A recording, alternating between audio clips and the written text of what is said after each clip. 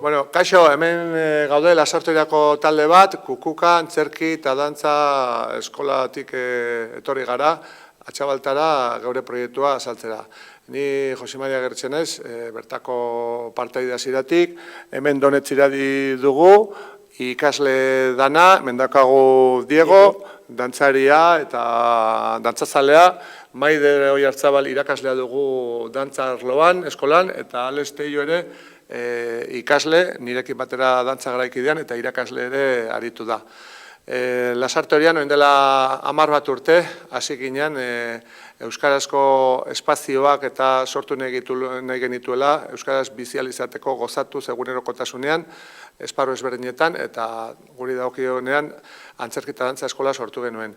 4 talde ginen orain dela 10 urte, gaur egun ia 70 talde ditugu, 40 pertsona izatetik, ia 700 pertsona izatera pasagara, eta, bueno, geure herrian eskaini nahi dugu balioetan oinarritutako proiektu bat. Heziketa personala, taldean, herriari aportatuz, euskaraz, lehiari gabe, bizkat balore guzti horiek kontuan hartuko dituna. Adin mugari gabe, 6 urtekin hasi eta 100 urte bitarte. Eta, bueno, ikusten dezuen bezala, progresio handia izan du horrek, herrian ere eragina izan du, elkarlana burutzen dugu, bertsolaritzako lagunekin, solaskidekoekin, eskursio antolatzen dituztenekin, dantza, antzerkia, musika, arlo ezberdinak, eta den artean ari gara Lasarteria eraikitzen euskaratik eta gozamenetik. Bueno, eta zu, Maider, irakaslea zaren aldetikan, ze sekretutxo daukazu, hainbeste jende izena emateko? Bueno, sekretutxoa ez dakit, oso ondo zein da, baina egia da, orain dela 10 urte 2 taldekin hasi ginela, hurrengo urtean 4 talde izan ziala, eta 3. urterako 8 bikoiztu egin zala. Eta, bueno, nire ustetan hor eskolak ditun baloreak eta zaindu nahi ditun, transmititu nahi ditun balore horiek euskaraz, benetan horrek izan dula benetako garrantzia, arrakasta, esan baldin baiteke arrakasta honetan. Eta, bueno, batipat jendearen ongizatea eta jendea pertsonalki ere bai garatzearen helburu nagusienetako bat dakagu eskolan, da hortan ikusten dut igual agian arrakasta. Gero nire aldetikan esan, lantzen ditugun 3 lerroak dantzan, diala euskal dantza tradizional purua, txikitatik jasotzen dutena, gero euskal dantza sorkuntzan, garaikideko zenbait elementukin lantzen dugun ere bai, eta gero dantza garaikidea. Esan baita ere, 3 lerro hauek, lantzen ditugula txikitatik helduetaraino, eta zuk esan bezala, adimugari gabe. Maiderrek dio, erortzea bezain importantea da, altxatzen jakitea eta hortan ere ikasten dugu. Bueno, Alex, zu irakasle izan zaitugu, eta batez ere, solaskideko mitxalaguneko taldekin, euskaldun berrikin, euskara ikasten nahi direnekin, horretarako ere bada antzerkia eta dantza, ezta? Noski. Denetarik landu dugu. Mikel Lauaren abestiekin piezak sortu ditugu, testu luzeak ere landu ditugu, baina baita ere testu laburrak eta konplexuak, poesia ere landu dugu adibidez, eta oso gustora. Giro politarekin eta gogoz. Helburua dalako ere, euskaraz ari direnentzat, ikastenentzat, hizketan hasi direnentzat, gune natural bat ere eskaintzea hori praktikatzeko.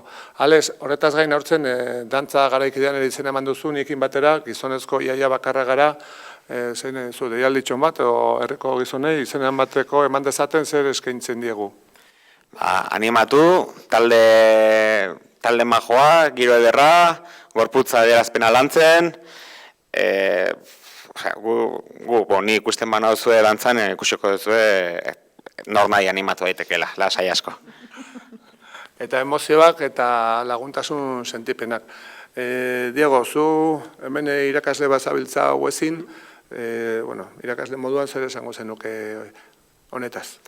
Bueno, irakasle, dantzari, baina batez ere Lasarteko herritarra, eta lehenengo gauza esan beharretena da, Zalantzari gabe herritar bezala izugarri gozatzen dutela egiten diren gauza guztiekin, dantzarekin, bertsoekin, egiten duzen saltsa guztiekin, eta batez ere azpimarratu nahiko nuke, ezta? Bueno, pixatola begirada esan dezagun serio xamarrarekin, baina tira, zerbait ikusi baldin maila sartzen izan da kultura badala transformaziorako,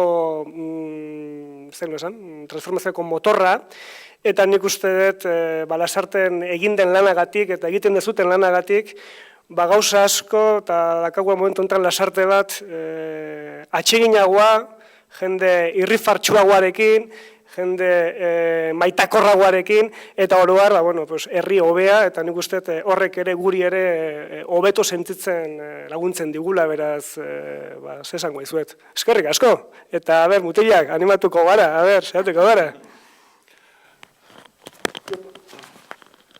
Bueno, inurria gara, Inurri gara kantatzen, dantza egiten, antzerkia egiten, eskursioak eginez, denian gara inurriak, baina inurrik elkartzen direnean asko dira eta mugimendua sortzeue.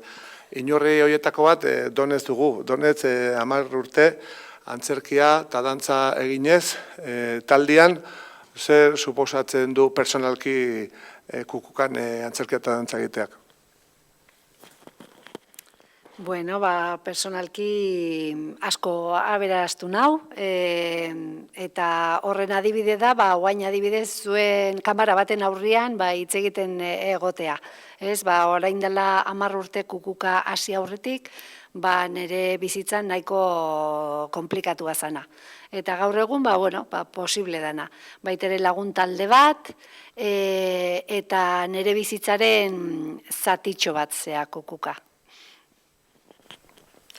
Bueno, ikusten zuen, Lasartearrak elkartzen ganean nahiko aurratzen geha, baina egia da Lasarte horiarrak garela, arroga dela horrekin, eta geure aletxoare jartzen ari garela, bai herrian, bai Euskal Herrian, koloretako herri eta Euskal Herri bat izan dezagun. Bueno, hau izan da dena, Atxabaltatik, kukukako lagunon partetik, musu goxo bat eta besarkada bero bat denoi. Hau patzuek.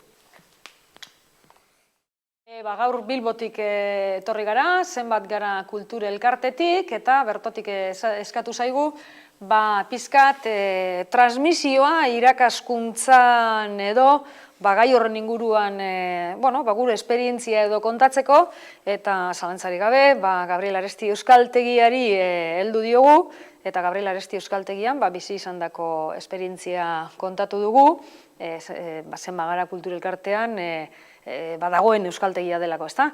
Eta pizkat kronologiari heldu diogu, nola hasi ginen hor 80. hamarkadan, 80. hamarkadak zituen berezitasunak aipatu ditugu, besteak beste euskararen legea, horrek izan zituen ondorioak, euskaltegiak gau eskola izatetik eguneko eskola nola bihurtu ziren, eta horren arira nola guk, Gabriel Arestin, izugarrizko lana egin genuen, lantalde bat sortzen gure artean, eta lantalde horren bidez, proiektu bat garatu genuen, eta proiektu horretan saiatu ginen erantzunak ematen, lehenengo geure buruari lantalde moduan, eta bigarrenik ikasleei, ezta? Pizkat ikasleei eskaintza zabala egiten, ordutik hasi eta gaur arte, pauso desberdinak eman ditugu, beti kontuan izan da, ikaste prozesu horrek 3 ezaugarri behintzat badituela, ezta? Txepetxek ondo erakutsi zigun moduan alde batetik motivazioa, beste alde batetik ezagutza, eta beste alde batetik erabilera.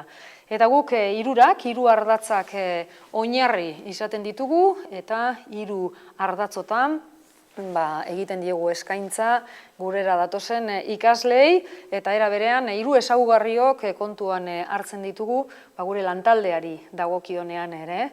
Izan ere, oso importantea da lantaldea ona izatea, lantaldea ondo elikatuta egotea proiektuak aurrera egin dezan, eta lantalde hori elikatzeko, besteak beste formazioa, izaten dugu ardatz, giro ona sortzea, eta era honetako ezaugarriak.